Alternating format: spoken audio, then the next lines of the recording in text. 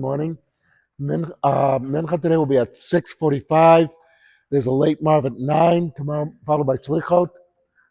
Tomorrow morning, Slichot at 5:25, Shachrit at 5:55. Excuse my voice. A little horse ran into my throat.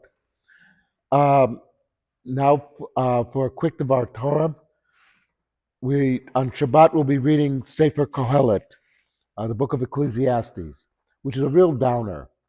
I mean, let's face it, everything is futile, is basically the message. Written by Shlomo near the end of his life, but that's not the real message of Kohelet.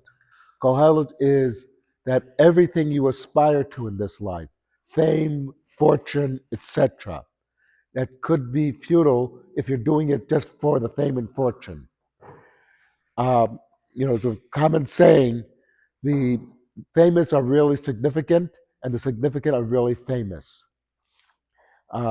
There's people that we know. There's a fellow who goes to the shul who was one of the founders of the student struggle for Soviet Jewry. If you don't know him, you'll never know what he did. And yet he was far more significant than many of these Hollywood stars that we hear about.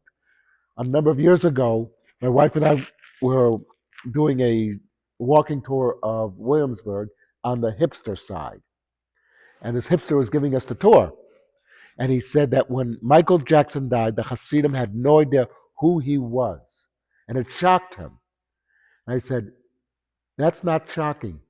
Ask him who Rashi was. And he said, who's Rashi? And I said, a rabbi who lived about 1,000 years ago, who has had a major influence on the Jewish world. And probably not just the Jewish world, but on many scholars. The point is, a lot of people don't know Rashi. And in 100 years, by the way, nobody will know Michael Jackson. Nobody will know all these famous people we now know, except for David.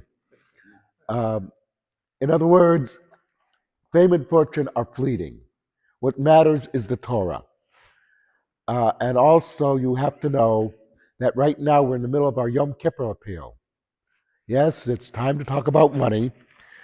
The lights come on. I come in here, turn the lights, turn on the heating in the winter, air conditioning in the summer. These things happen not because these companies are very nice and are giving it to us. We have to pay for it. The money has to come from somewhere. So the Yom Kippur appeal is so we can have all these good things that make davening very comfortable for us. So if you give to the shul, you're actually giving to something that will be here in 1,000 years, maybe 100 years, um, which is better than spending the same money on going to a Broadway show that after you've seen it, you'll forget it, or going to a movie, whatever.